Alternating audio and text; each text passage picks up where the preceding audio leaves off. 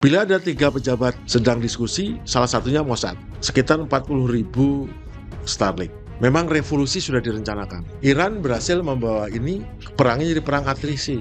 Atrisinya bukan sekedar atrisi senjata penyerangnya lama-lama habis, tapi atrisi diplomasi, atrisi informasional, atrisi militer, atrisi ekonomi.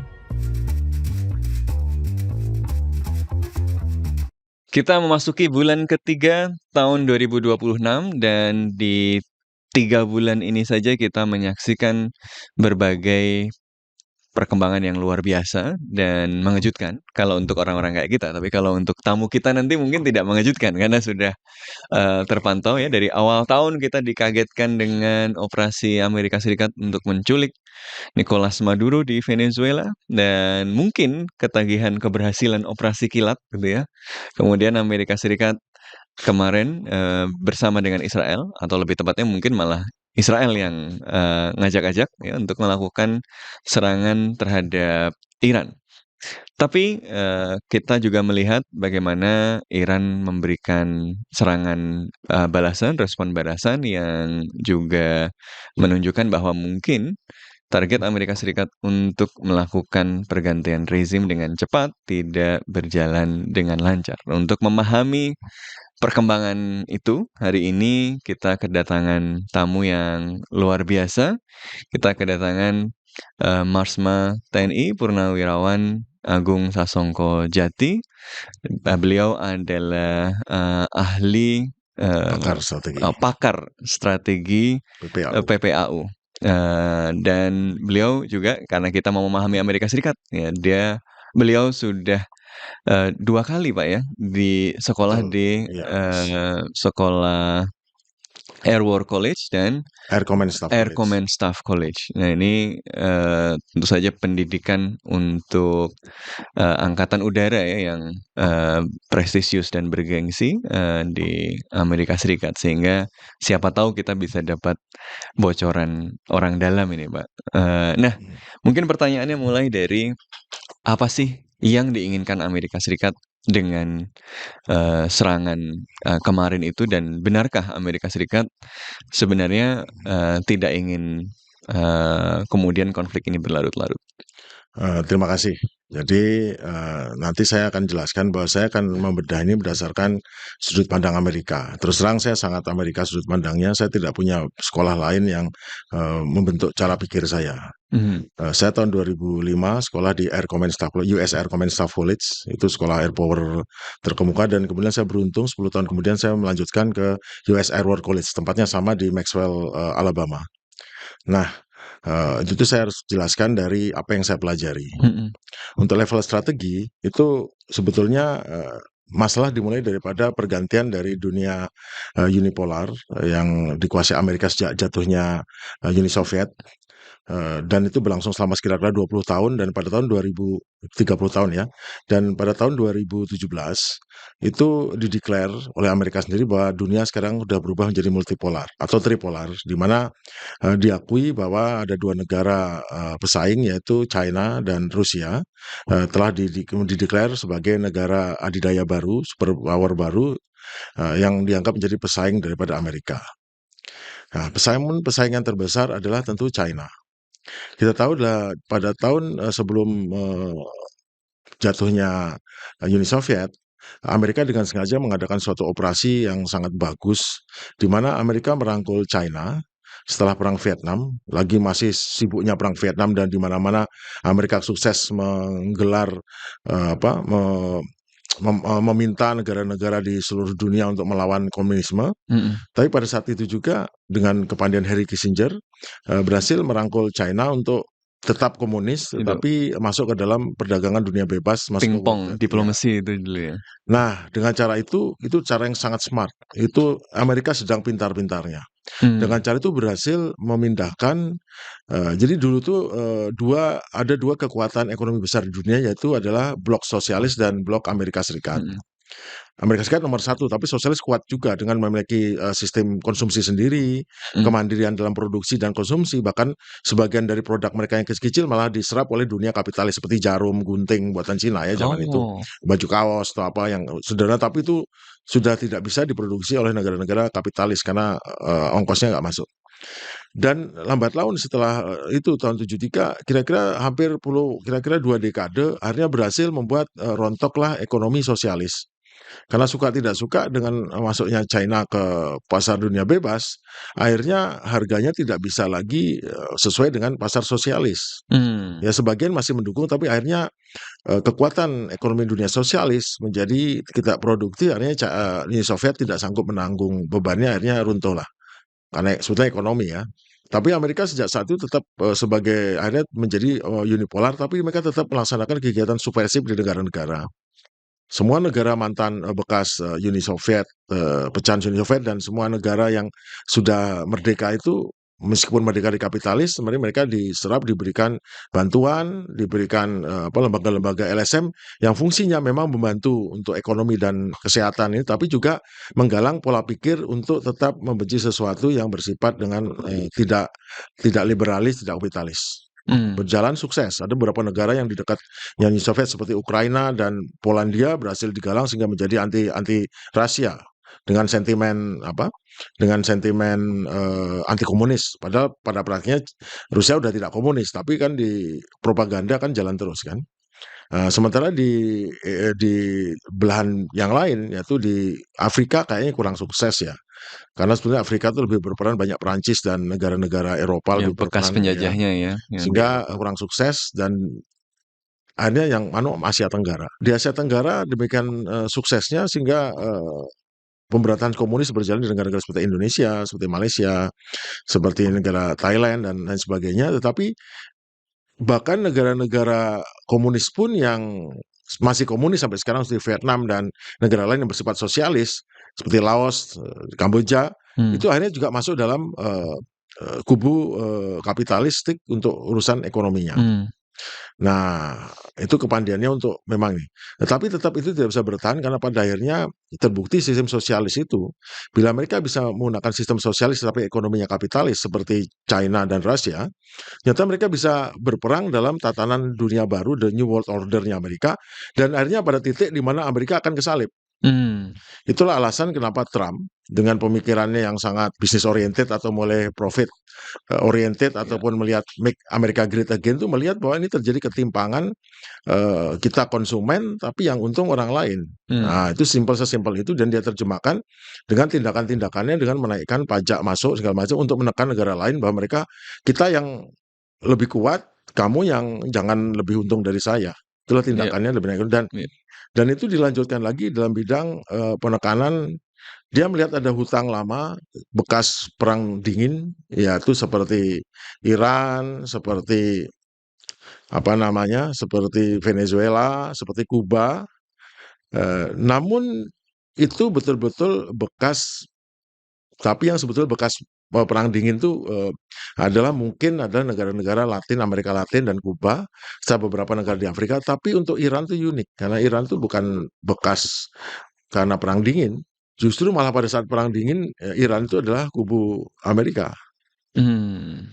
Nah, namun pada Ya karena masalahnya pada waktu itu masih di bawah, Syah Reza Pahlavi. ya, cuman masalahnya ada dendam sejarah, di masyarakat Iran pada saat mereka tahun 50 memilih, Perdana Menteri Mossadegh ya, Iya. dan itu digulingkan dengan Kudeta. kudeta dan mengangkat, Shah Iran sebagai raja, dan selama 20 tahun itu, Safa ataupun dinasti rahasia pada era itu melakukan tindakan-tindakan untuk memastikan kekuasaan daripada Shah Iran tetap ada. Namun yang utama menjadi korban adalah kaum ini, kaum bukan fundamentalis lah, religius. Mmm. Mullah yang memang perannya dari dulu adalah merupakan penjaga guardian of the, Shah,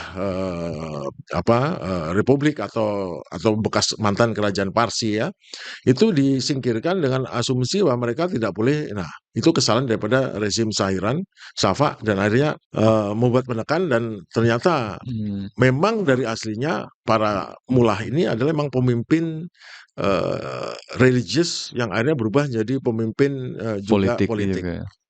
Aslinya Imam Khomeini bukan religius, dia orang pinter biasa, dia kuliahnya bener bagus, dia betul-betul ini, tetapi dia terpaksa ini karena apa? Karena melihat Iran di bawah ke arah yang sangat sekuler, Mmm. dan dibawa ke arah yang justru malah meninggalkan pola-pola tradisi budaya Iran yang meskipun kita tahu Syiah agak beda dengan Sunni ya, tetapi ini sudah ke level yang itu pun tidak cukup Jadi Xia itu agak liberal sebetulnya kan. Mmm, Tapi tidak lebih lagi ke arah yang menurut dia adalah ke arah liberalisme iya, untuk memastikan, semuanya, berpikir dengan barat, diamerikanisasi sebetulnya. Jadi yes, dengan Americanization ini itu menimbulkan penolakan dan ternyata juga sebagian rakyat ternyata juga tidak tapi pada era Shah Iran tuh Amerika sangat dominan khususnya mengenai minyak. mmm, Mereka punya ladang minyak besar di Abadan yang menghasilkan produksi mengalahkan, produksi Arab Saudi dan menghadapkan yang lain, paling hebat itunya. mmm, Itu membuat strukturnya. Nah, seperti kita ketahui kan negara tetangganya itu kebanyakan bekas, protektorat Inggris kan, iya, hampir semua. Tidak ada yang, bekas, kerajaan kecuali Saudi dan Saudi pun juga bukan ada kerajaan Saudi itu kan tidak ada kan. Semua semua yang ada itu adalah kan bekas, dari kekhalifahan segala macam, Turki kan, mhm, iya. jajahan Turki dulu kan, akhirnya nggak ada, akhirnya tidak punya jejak yang kuat, satu-satunya yang kuat Iran, Iran punya jejak sejarah yang kuat. Oh, bedanya sama negara-negara Ya Iran Arab di itu situ ya, karena dia boleh heeh, berdiri sendiri tadi, sama kayak Safavid Cina, ya? Cina apa jadi Cina tetap warisan dari dinasti Tang. Iya, iya, iya, Nah, apa yang diwariskan dengan namanya Republik Iran, Islam Iran atau kerajaan, Iran, itu semua adalah warisan daripada, Persia, Imperium Persia.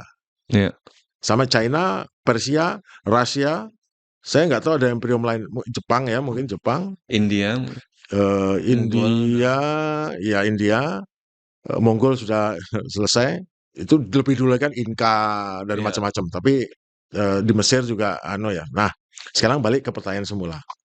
Kenapa ini terjadi adalah Amerika pada posisi decline. Setiap mmm, 200 tahun, imperium yang dibangun dengan tidak berdasarkan ideologi, belajar kebebasan, itu tidak berumur panjang. Cina naik dengan cepatnya jadinya sebagai alat Amerika untuk menghancurkan kubu sosialis ekonominya. Cina berhasil maju dan dengan segala pembatasan ditetapkan Amerika dalam, WTO, PBB, UN, UNESCO, WHO, katakan semua dalam pengaruh Amerika.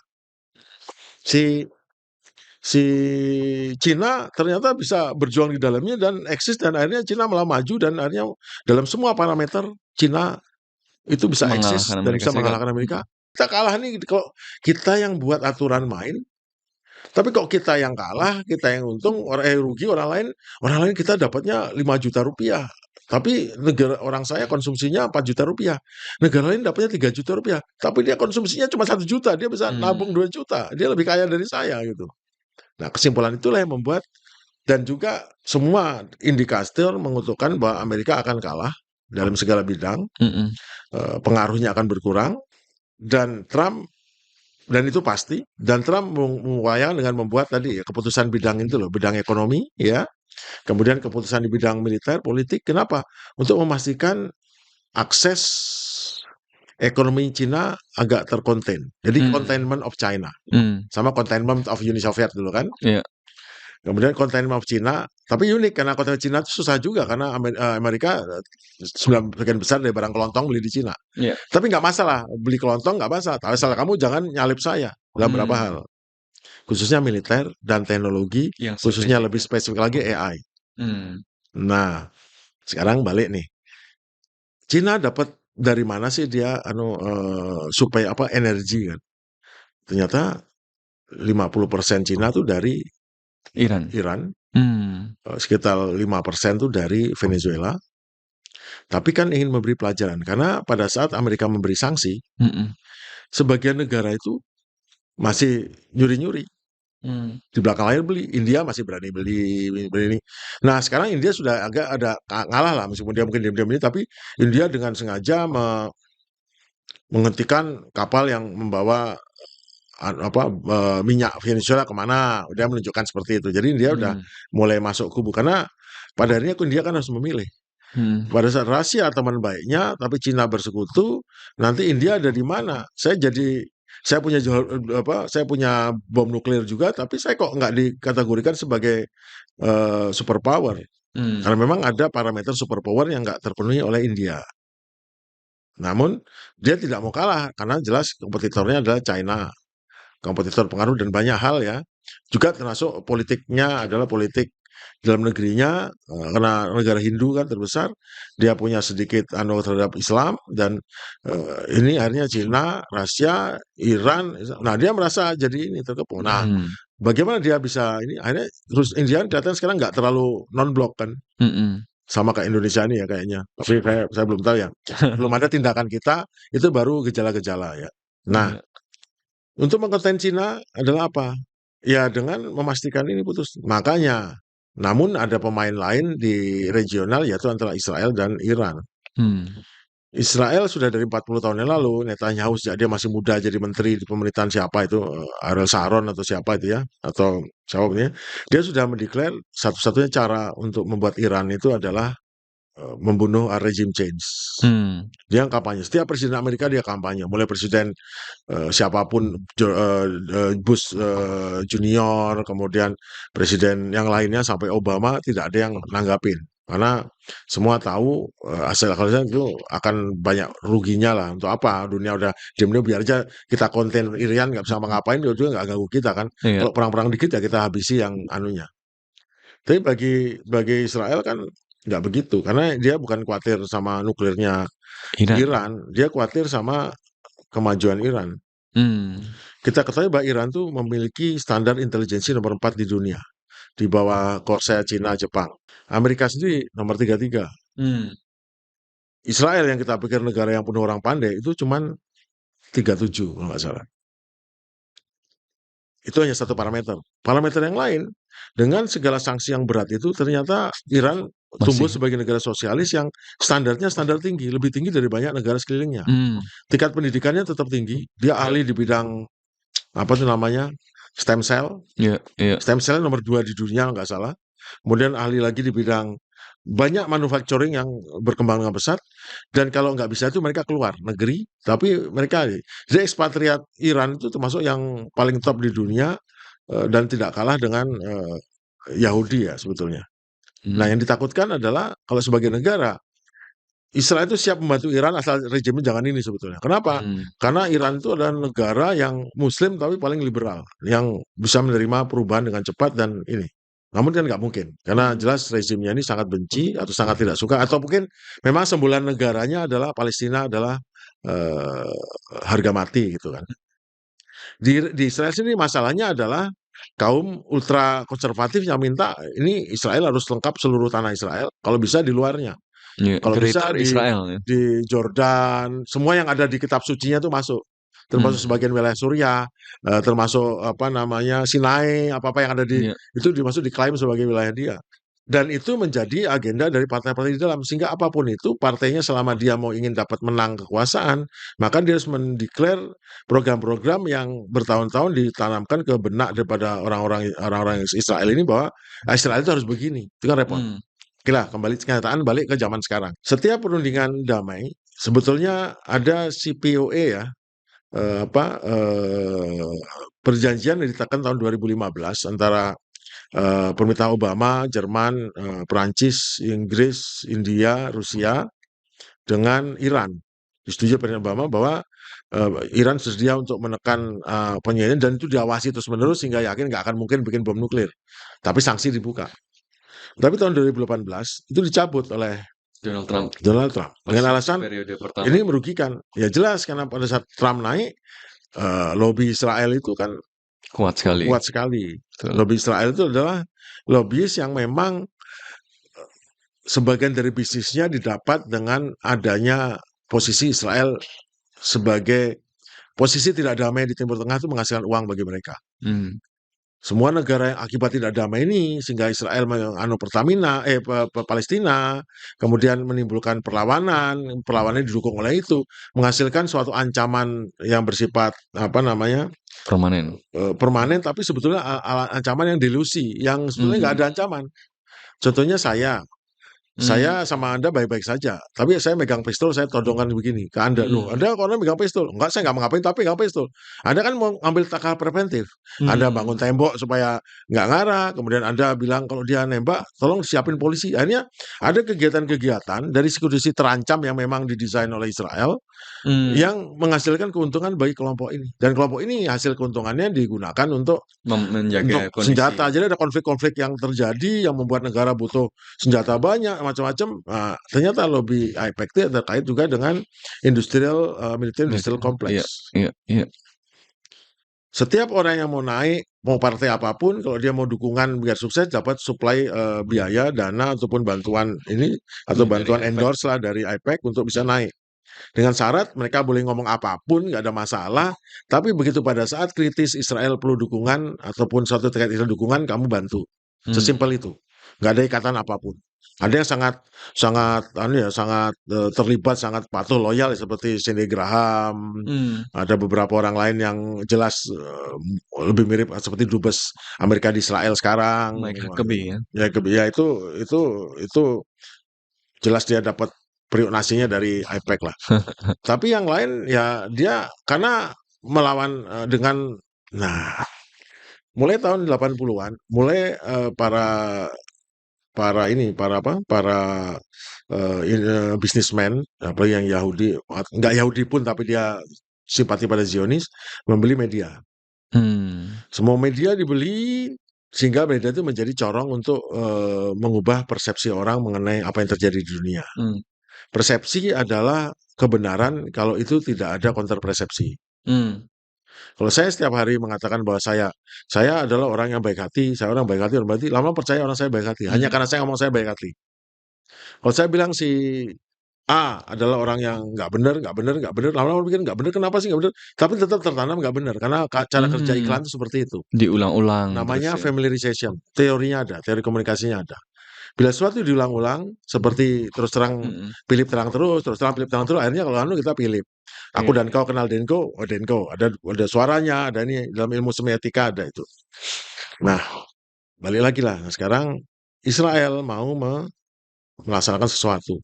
Pada saat akhirnya tercapai perdamaian, itu nggak bisa dibiarkan. Ini kalau dibiarkan nanti Iran jadi besar, kuat. Mungkin tidak ancaman langsung secara nuklir, tapi ini bukan ancaman terhadap eksistensi Iran sebagai negara paling top di kawasan. Orang lain Arab boleh ngapain, tapi nanti perlu bantuan saya untuk buat kamu maju. Satu-satu yang bisa menandingi dalam bidang teknologi, otak, brain, dan pasti brain ya, itu adalah Iran. Menandingi Israel ya. Kalau bisa teman saya, nggak ada masalah tuh Israel. Tapi ini nggak bisa teman. Israel langsung melaksanakan kampanye, intelijen untuk masuk ke semua sel pemerintah Iran. Dan itu sangat suksesnya sehingga saya dapat informasi bila ada 3 pejabat sedang diskusi, salah satunya Mossad. Oh wow. Sampai segitu.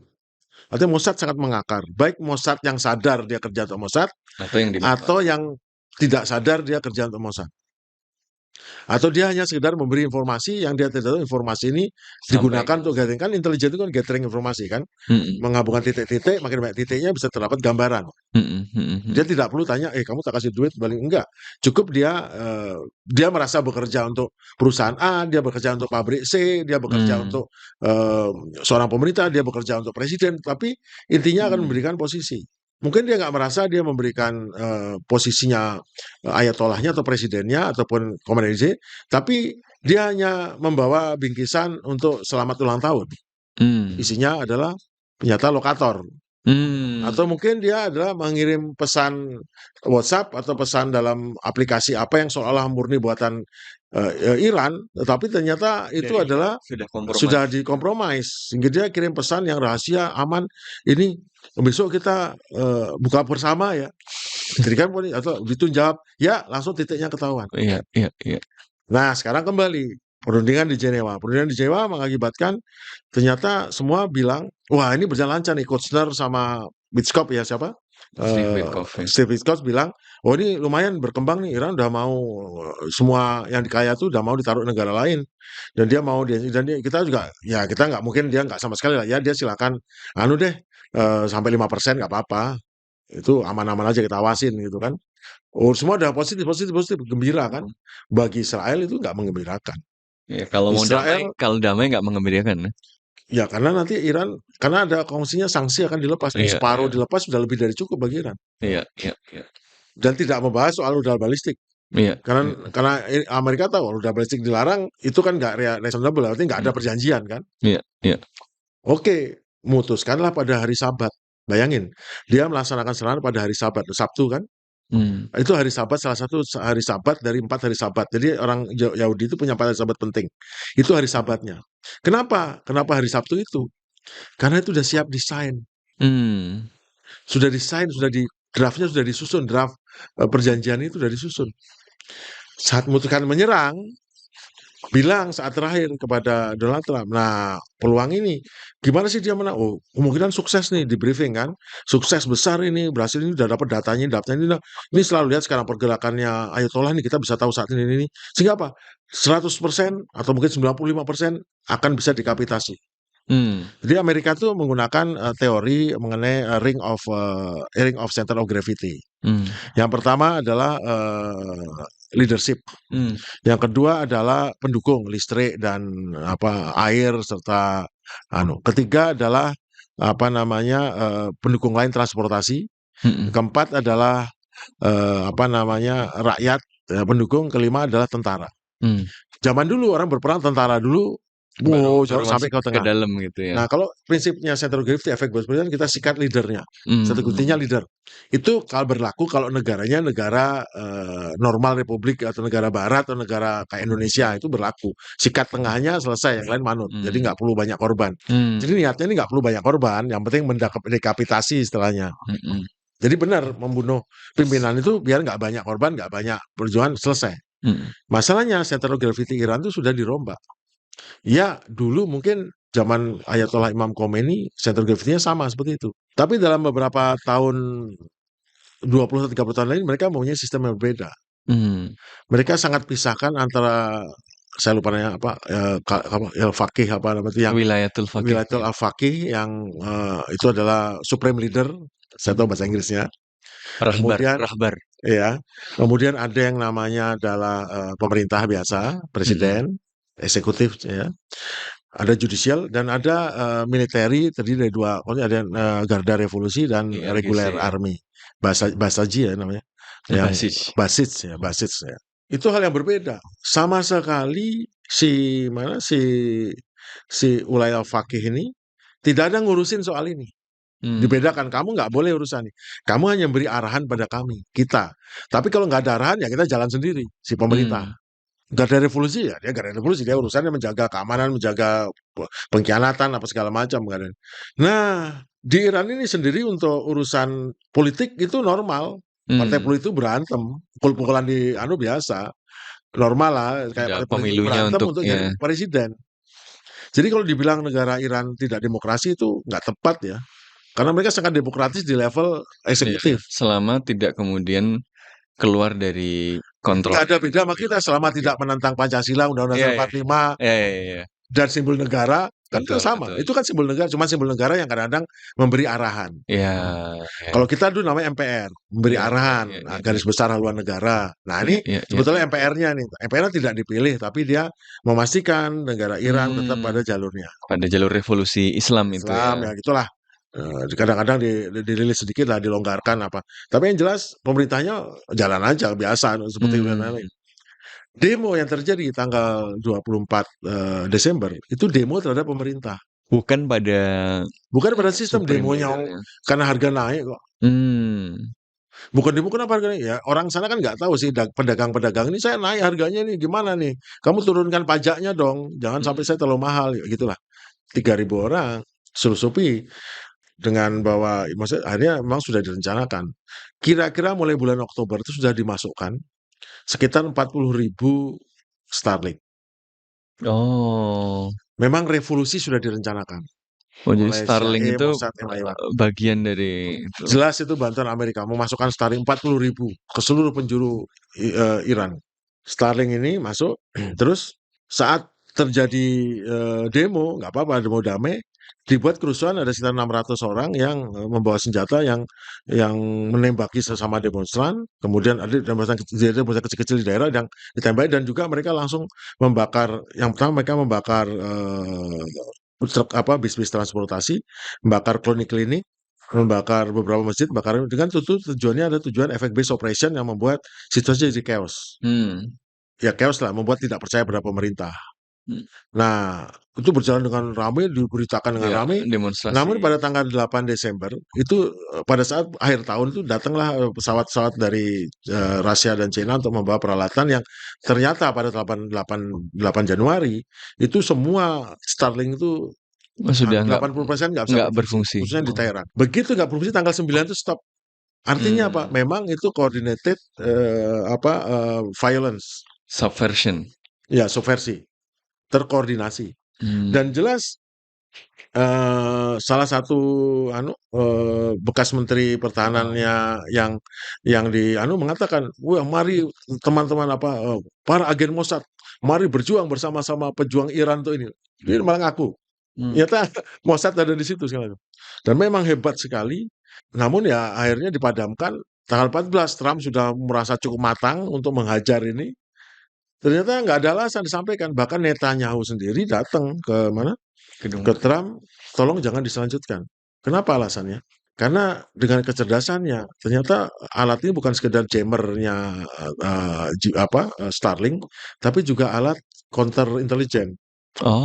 Ditangkepin semua orang yang menjadi hub-nya ini. Operator-operator penghubung koordinasinya ini tangkepin semua, termasuk beberapa orang yang ditangkap. Dan Iran secara diam-diam yang tidak kita ketahui, nggak ada di berita, mengancam akan menggantung mereka secara massal. Pada tanggal 10 atau berapa. Ya nggak bisa. Karena dia tahu bahwa jaringan Mossad di sana, ya akhirnya siapa Netanyahu minta supaya kalau dia dengan udah janjian ya, kalau saya kalau ini nggak diserang nanti jangan digantung ya gitu. Itu yang terjadi. Ya udah. Selesai jalan, habis itu perundingan di Qatar ya, di Oman ya. Di Oman, selanjut di Jenewa. Tapi tetap persiapan karena memang wah ini Trump ini percaya kalau kita kuatannya besar, terbukti dari statement-nya, ini kok saya ngangkat gini kok mereka nggak nyerah juga ya. Trump. Ya karena memang di sana ada orang yang secara menggiring presiden. Presiden pasti nyerah kalau kita datangkan pasti nyerah deh. Tapi di belakangnya ada niat lain. Apa? Ya untuk menyerang. Karena dari kata-katanya Rubio sama Trump mengatakan kita udah datang kan tapi kok mereka nggak nyerah juga ya. Berarti kan ada yang menginput pada beliau bahwa pasti akan nyerah. Kita nggak nyerah juga ya. Ya udah siap dengan segala rencananya ini, tapi tidak ada rencana Epic Fury. Kenapa nggak ada rencana Epic Fury serangan yang berlanjut ini? Karena dari semua data outsourcing intelijen yang kita kerjakan, tidak ada satu dokumen pun menyebutkan Epic Fury, operasi Epic Fury. Kenapa tidak ada? Karena memang Israel merasakan serangan, beberapa jam sudahnya, wah kita harus ikut nih. Kalau enggak, ini sukses nih serangan, pasti mati orang itu. Nanti yang mengklaim Israel. Nanti Israel dapat dihukum, ya bukan dapat kredit, nanti dihukum sama Arab. Nggak bisa nanti kita yang repot dong gitu. Biar kita yang ngadapin, mereka takut. Kalau mereka cuma ngadapin Israel, wah nanti Israel dibalas sama ini. Jadi memang ini serangan demi Israel ini? Ya Israel yang nyerang, terus dia ngikutin. Jadi karena Israel pilihannya cuma nyerang. Ini eksistensial saya. Ikut nyerang. Kenapa? Untuk melindungi Israel agar Amerika jadi backingnya. Ikutlah serangan diatur dengan singkat. Makanya serangan ini kelihatan nggak punya grand strateginya karena strateginya Israel untuk memang dikapitasi daripada ini.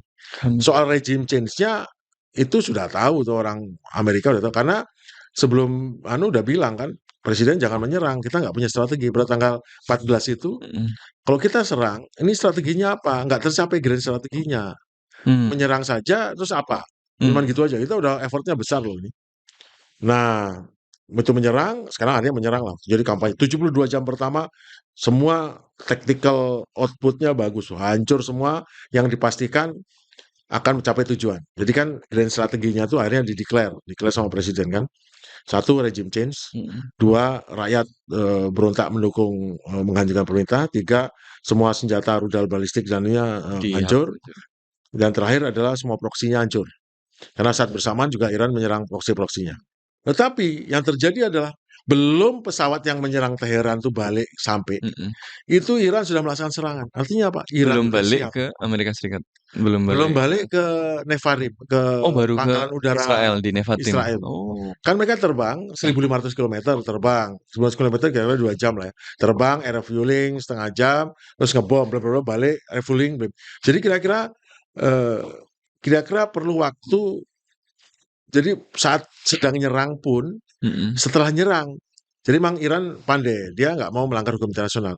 Bom pertama masuk atau mungkin 1-2 jam sesudahnya dia langsung serangan.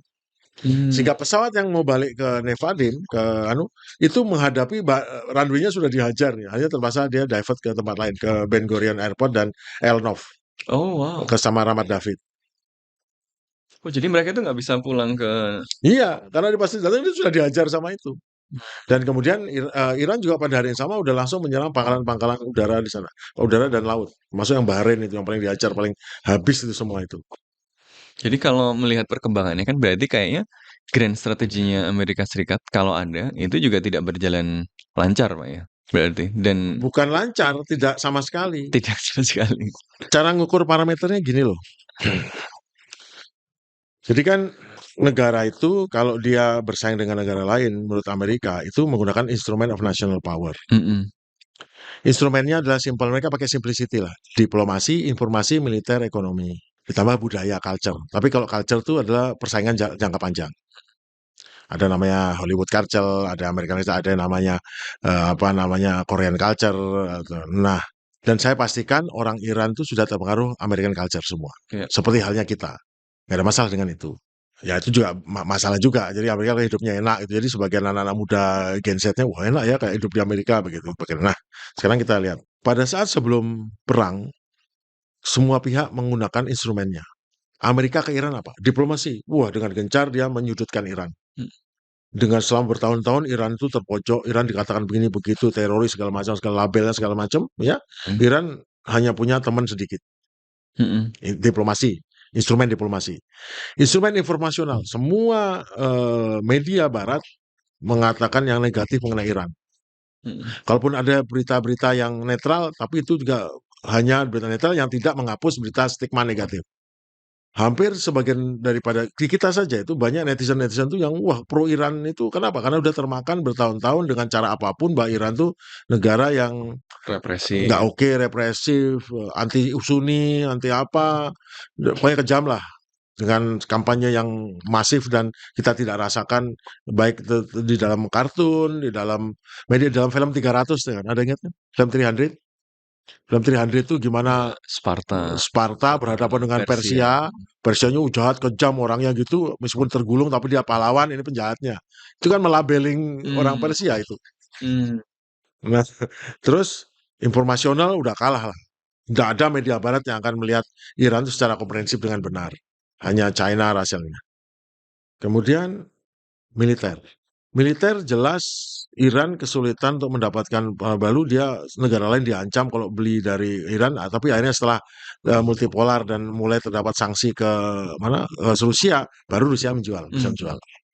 Oke, jadi semua sistem perdagangan bebas itu adalah dibuat sedemikian rupa sehingga untuk Amerika sehingga kalau ada negara macam-macam Bisa maka di nggak mewajibkan membuat mereka suka tidak suka, terikat tidak terikat. Kalau Amerika memberi sanksi ekonomi, itu adalah bagian senjata ekonomi dan juga senjata itu harus nurut. Iya.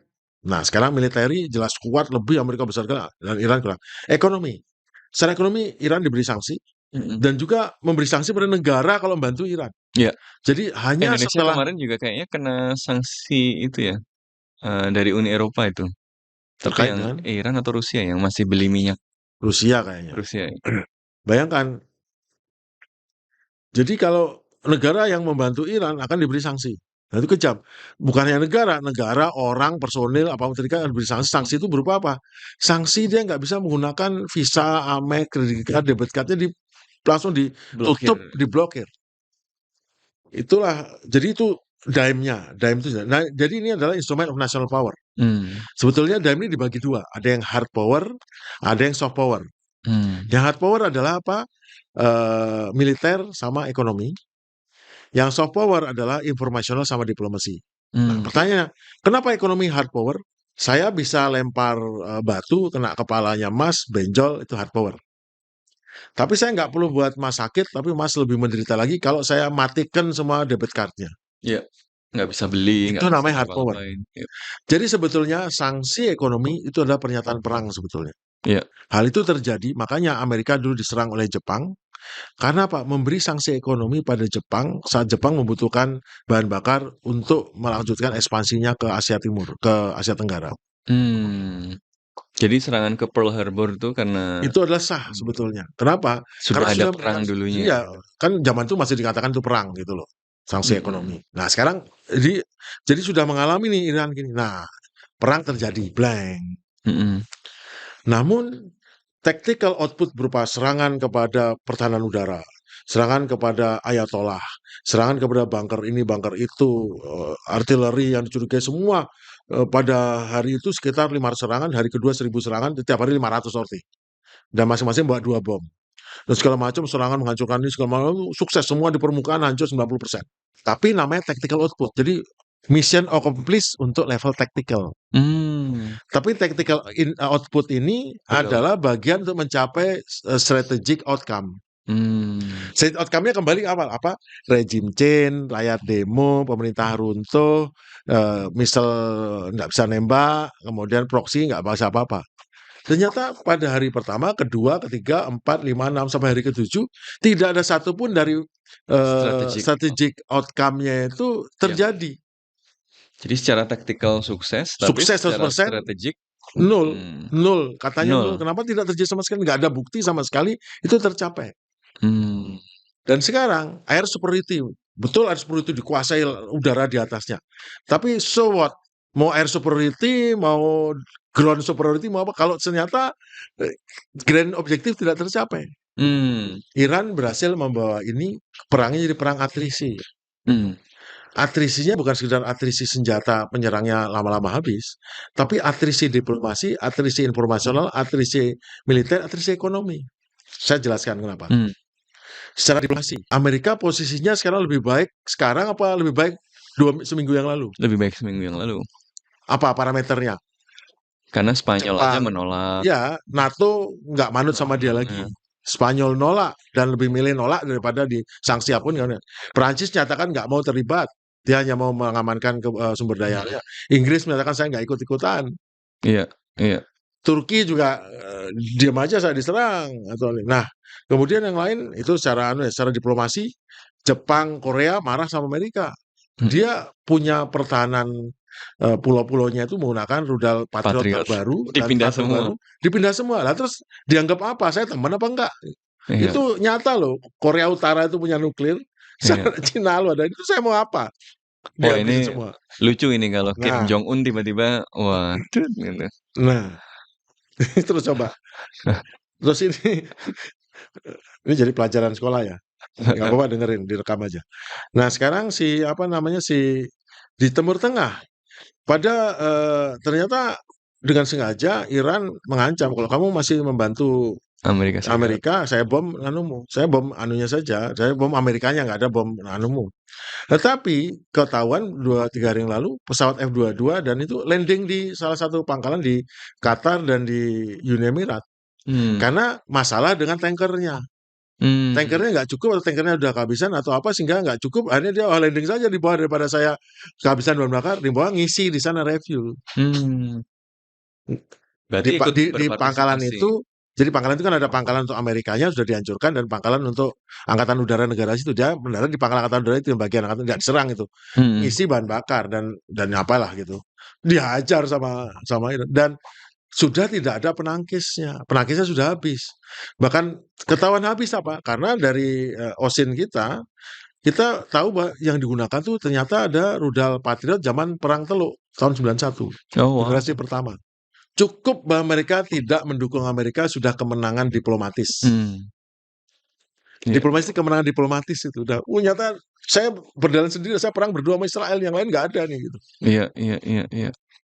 Dan dia menghajar pangkalan-pangkalan militer di negara-negara sekelilingnya itu, dia tahu kalau sampai mereka berani ikut menyerang Iran, yang dihadapinya masyarakatnya sendiri. Dia udah siap dengan Hmm. organizer-organizer untuk nggak cukup kan 200 orang yang terlatih untuk revolusi di sana kan. Dia akan gunakan apa yang Mossad kerjakan. Hmm. Pilihanmu adalah kamu jangan lawan saya, kamu jangan bantu Amerika. Tapi kalau kamu bantu Amerika, bukan hanya saya serang, kamu kan kehilangan kedudukanmu. Malah bisa jatuh karena ada revolusi dari dalam. Jadi bukannya regime change di Iran, tapi possibility regime change di negara-negara Teluk dan mungkin bahkan di Israel. Karena Israel pada akhirnya dengan serangan asimetrinya Iran yang menggunakan jadi Iran itu pada saat sampai setiap hari itu lebih dari 100 rudal dikirim dan kalau drone-nya itu kira-kira 300 drone setiap hari. Nah, sekarang udah dipisah dia hanya 7 kali serangan. 2 hari terakhir 7 kali serangan. Setiap serangan pakai paket. Paketnya ya sekitar 30 drone Shahid ditambah dengan 2 rudal balistik lama dan 1 rudal Oh, ada Khoramshan. komposisi paketan tiap Iya, ada paketannya. Ada paket. tuh yang nyatet. Wow, ini dicatat orang Israel nyatet. Oh, pintar-pintar kan senang. Wah, nyatet nih. Jadi komposisinya 30 Shahid untuk mengacaukan ada Iron Dome. Kemudian rudal balistik biasa mengacaukan David Sling dan rudal Khoramshan atau rudal Fatah. Khoramshan ini unik karena Khoramshan itu menggunakan decoy. Decoy merangkap sebagai cluster. Oh, dia Multiple warhead. bisa pecah-pecah gitu ya. Jadi gini, dia kan punya 2 stage ya. Untuk mencapai dia mendapatkan hypersonic 2 stage. Peluncur pertama adalah menggunakan padat sehingga dia cukup dalam waktu 5 menit langsung udah naik, langsung naik ya. Kemudian saat menunjukkan dia menggunakan peluncur berbahan cair. Kenapa cair? Karena saya nggak tahu sih. Nah, pada saat meluncur ke bawah masuk, dia pecah di depan. Dia udah nggak depannya udah presisi menurut saya. Dia pecah di depan langsung melontarkan ini. Kalau dia nggak melontarkan, dia akan tertinggal di belakang. Oh. Kenapa dia sama-sama jatuh? Karena dia kayak diejek gitu loh. Jadi ada Karena didorong penembaknya. ditembakkan. Ada penembaknya gitu. Wah, saya nggak tahu jumlahnya katanya 30 katanya, atau ada yang bilang 80. Terus jadi, nah sekarang masalahnya radar atau apa nangkep tuh yang ditangkap mana yang gede itu apa yang kecil-kecil itu. Walhasil rudal Khoramshan itu, wah, dan Khoramshan itu kan dia 1/2 ton ya meledaknya. Itu dengan kecepatan hypersonicnya, itu dia setara dengan bisa masuk sampai 12 meter untuk beton setebal 5 meter. Bayangkan kalau gedung yang cuma semeter betonnya. Hancur ya.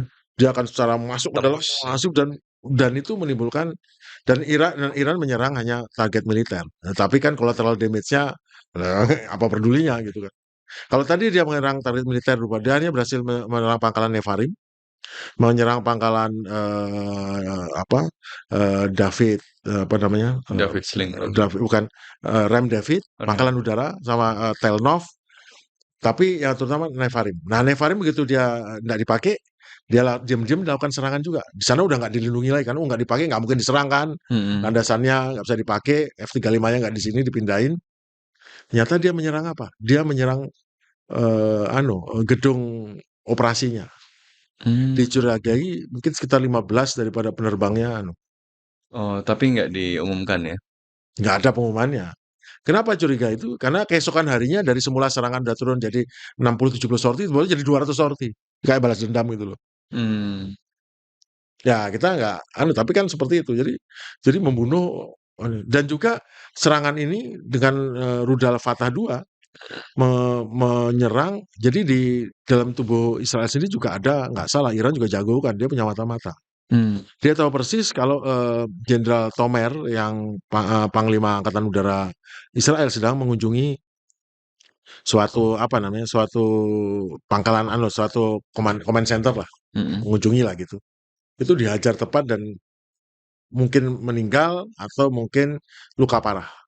Oh ya. Dan uniknya sekarang itu tapi Israel itu bilang itu hoax kan ya yang meninggalnya Tomer. Ya, cuman masalahnya dia nongol nggak gitu. Ya mungkin nggak meninggal tapi luka parah atau nggak bisa.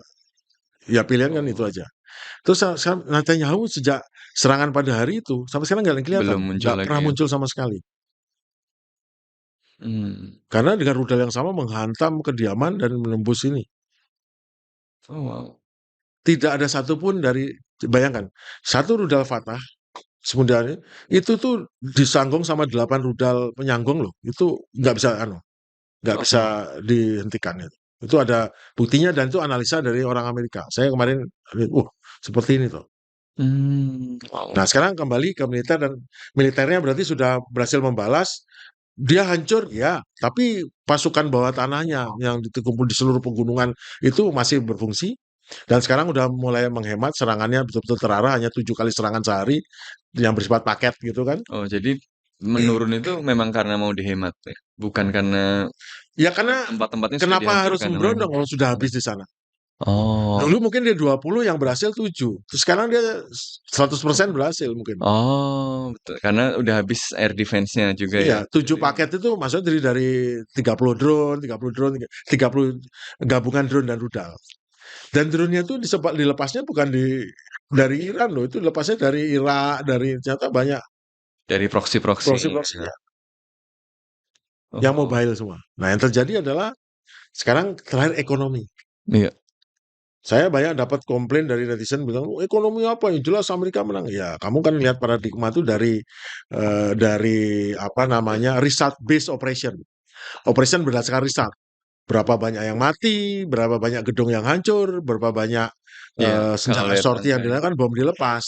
Tapi Angkatan Udara Amerika atau kita semua yang pelajari itu namanya effect based operation. Operasi berbasis dampak. Berapa banyak result yang dicapai itu hanya Hmm. angka kalau dampaknya tidak signifikan. Hmm. Kembali ke strategi, dampak strateginya tercapai nggak? Regime change, rakyat berontak, pemerintah ambruk, tidak jalan, kemudian tentara belot, kemudian rudalnya nggak fungsi, kemudian proksinya nggak bisa. Itu nggak tercapai sama sekali. Semuanya masih jalan ya, proksi masih jalan, Nah, rudalnya masih sekarang jalan. Iran. Iran apa? Ternyata diplomasinya menjadi lebih powerful. Ternyata informasionalnya tanpa ada propaganda dari Iran, dia bisa membuat ternyata pemerintah Amerika mengeluarkan seluruh warga negara Amerika keluar dari Timur Tengah. Bayangkan, seluruh warga negara Amerika keluar Timur Tengah. Coba Anda bandingkan kalau kita sedang ada masalah di Kamboja, ternyata di Kamboja banyak dari warga kita scam, ya. Mm-mm. Kemudian disuruh ribut, habis itu perintah kita, oke semua warga kita pergi ke Indonesia. Berapa banyak kecaman kepada pemerintah kita. Mm. Banyak pasti ya. Sekarang seluruh warga Amerika keluar dari Timur Tengah. Timur Tengah itu luas loh. Hmm. Seluruh warga negara keluar Timur Tengah. Itu artinya apa? Sampai Mesir gitu ya. Namanya kalau bahasa sopannya strategic retreat. Retreat, mau namanya retreat di balik nama yang lain, itu artinya mundur. Entah karena mau melakukan serangan lebih berat, tapi yang jelas tidak bisa menjamin keselamatan warganya dan jangan sampai warganya diculik atau apa kan. Kiranya gitu, Iya, udah buru-buru aja iya, kan. iya. Dan tidak difasilitasi lagi kemarin kan? Ada protes. Wow. Dan nanti kalau Bapak yang saya kirim ke Anda, Iya. ada dong itu baca itu gimana. Jadi sekarang ini ada pengungsian besar-besaran warga Amerika dari Timur Tengah, meliputi puluhan sorti, bahkan ratusan sorti pesawat C-17, C-5, dan pesawat sipil dari Ben Gurion dan sekarang dialihkan ke negara tetangganya. Mm. Itu Jordania, itu sudah katanya sudah 2 juta orang yang pergi dari sana, dari Israel ya. Tapi dari negara Timur Tengah itu orang Amerikanya udah wah wipe out semua. Iya, iya. Bisnisnya berhenti semua. Kan mereka running bisnis kan di sana. Mm-mm. Bisnis sipil, bisnis macam-macam mendukung apapun. Bisnis berhenti, kemudian apapun itu berhenti semua. Termasuk di Aramco. Artinya apa? Secara tidak suka ini nasionalisasi. Yang ini orang orang lokal semua kan? Iya, iya, iya. Malah jadi dekolonisasi. Ya, deamerikanisasi. Deamerikanisasi. Nah, itu diplomasi. Hmm. Informasional. Dia nggak usah propaganda bahwa semua pangkalnya hancur runtuh itu kan diketahui dan masyarakat sempat tahu kan. Orang Amerika pergi semua nih, hancur. Dia bisa masuk ke dalam ngelihat, bisa ngambil-ngambil Iya, barang itu bebas. ada video yang beredar Dan dari tidak warga ada yang sekitar ya? ya, dan beredar. Dan itu cara ngeceknya nggak ada di beritanya, nggak ada. Beritanya bisa lihat di medsos itu bila ada satu tempat, ada lebih dari 100 berita mengatakan yang sama, gambar yang sama atau lain, itu berarti itu ada kejadian. Nggak Iya. perlu kita ada reporter nyampaikan, kita sudah dapat dari informasi di media sosial bahasa Arab, Parsi, Urdu, Cina, Rasia, Hmm. bahasa Hebrew, bahasa itu kan ada. Nah, udah selesai informasi. Militer. Militer bukan dilihat berapa dihancur, berapa banyak lawannya itu. Mungkin tadinya di awalnya yang masuk cuma 30%. Sekarang hampir mungkin 70-80% itu serangannya, sehingga dia cukup mengurangi serangannya. Hmm. Karena kualitas hasilnya lebih sama aja. Haifa diratakan. Haifa itu adalah kilang minyak terbesar. Kemudian Ben Gurion dibalas, kenapa? Karena kemarin mungkin saat marah mati tewasnya pimpinannya atau teman-temannya di barat, mereka menyerang bandara internasional Teheran. Hmm. Dibalas Ben Gurion, dihancurkan itu. Ya nggak semuanya masih bisa dipakai, tapi jadi tit and tat. Jadi kamu serang ini, saya serang itu. Mungkin di balik itu mereka tetap ada komunikasi sebetulnya. Seperti halnya di mana dunia, tetap ada komunikasi antara lewat Musuh jalur gitu atau ya? langsung juga ada mengenai ini yang intinya sekarang ingin menghentikan. Iya. Nah jadi Pasti ada orang-orang Israel yang ingin menghentikan, pasti orang Amerika dan orang Iran yang ingin menghentikan. ini gimana kemungkinannya? End game-nya seperti apa ini?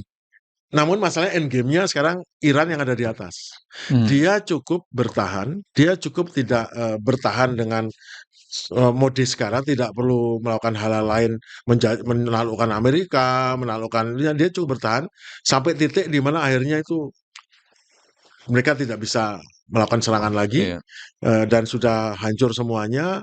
Itu cukup pilihannya. Nah, ini lanjutkan, mau hancur atau ini. Kalau di Iran ya hancur dia emang sudah hancur dan dia tidak ada masalah dengan itu. Hmm. Nah, kenapa? Kemudian tadi militer, ekonomi sekarang. Ekonomi sekarang kan dia megang Selat Hormuz. Mm-mm. Betul armada lautnya Iran sudah dihancurkan, tetapi sesungguhnya armada laut Iran itu bukan hanya sekedar kapal besar, kapal kecil, tapi juga armada pertahanan pantai. Hmm. Di selat yang tebis yang 35 kilometer itu, mereka sudah menyiapkan silo-silo rudal jarak pendek anti kapal dengan kecepatan supersonik, apalagi ditambah dengan Cina mensuplai pesawat kemarin mendarat, pesawat Cina itu 3 pesawat transport itu membawa rudal CM302 supersonik anti-ship cruise missile Oh wow. yang mampu menembak 300 km, tapi ini kalau dipasang di situ pasti ampuh. Bayangkan mereka mengadakan serangan asimetri kepada kapal yang lewat, tentu anggaplah destroyer kelas Relicburg ya, yang wah hebat, paling hebat di dunia, lewat di situ. Nanti dia dikirimin drone-drone murah itu, wah sibuk nangkis, apa itu disikat dengan rudal supersonik 3 atau 4 dari sisi yang berbeda, gimana caranya? Pelengsnya cuma 2. Pelengs itu untuk penyapu. Serangan. Dan waktu serangan cuma 30 detik. Bunuh diri nggak itu? Terus apa? Oh, tapi dari udara kamu bisa menghancurkan itu. Ya menghancurkan itu, wong sekarang aja menghancurkan yang nggak bisa menghabisi yang lain, sekarang mau menghancurkan yang lebih kecil. Karena udah nanti kapal itu kan panjangnya paling hanya, kalau jarak pendek paling panjangnya hanya 3 meter. Bisa dengan mudah disembunyikan di truk kecil atau mungkin mobil kecil aja. Atau hanya berupa silo yang siap menghadap, kemudian tinggal dinyalakan, maju sana, menghantam, sudah selesai. Besok dioperasikan hanya 2-3 orang. Dan bisa disembunyikan dengan rapat, nggak kelihatan. Kan nggak mungkin menghabisi rata semua pinggirnya itu. Carpet bombing? Ya carpet bombing kan hanya di tempat dengan sepanjang, ya Nggak ini bisa tersembunyi dalam tanah loh, tersembunyi dalam tebing. Yang di carpet bombing apa? Kan nggak. Iya. Wow. Berarti ini Iran berada di apa ya? Posisi yang sebenarnya diuntungkan. Dia tinggal Ya, bertahan sampai Amerika dari Serikat mulai mundur. sebelum tanggal berapa tuh serangannya itu? Dari sebelum tanggal serangan itu, Tanggal 28 ya. 28 ya.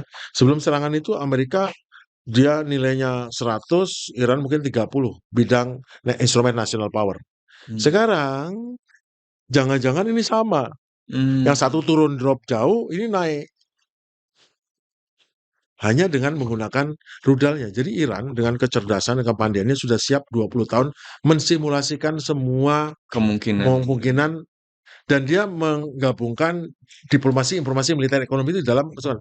Nah, kesalahannya Amerika adalah terlalu percaya pada kemampuan militer, mereka mengabaikan kemampuan diplomasi, informasi, dan Ekonomi. ekonomi. Hmm. Dan kelihatannya mereka buruk. Jadi pada saat menjelang serangan itu, semua pihak mengatakan ini sudah oke-oke saja. Hmm. Iran sudah mau nih, kita damai. Itu membuat apa? Membuat semua otomatis Iran tuh jadi naik, positif. Iya, iya. Amerika juga positif. Positif bagi dua-duanya. Terus tiba-tiba Amerika Serikat. Nah, serang ini, dia akan anjlok, Iran tetap di atas. Hmm. Status positifnya karena mau berdamai, itu nggak turun. Karena Iya, tidak ada bukti Iran nggak mau berdamai.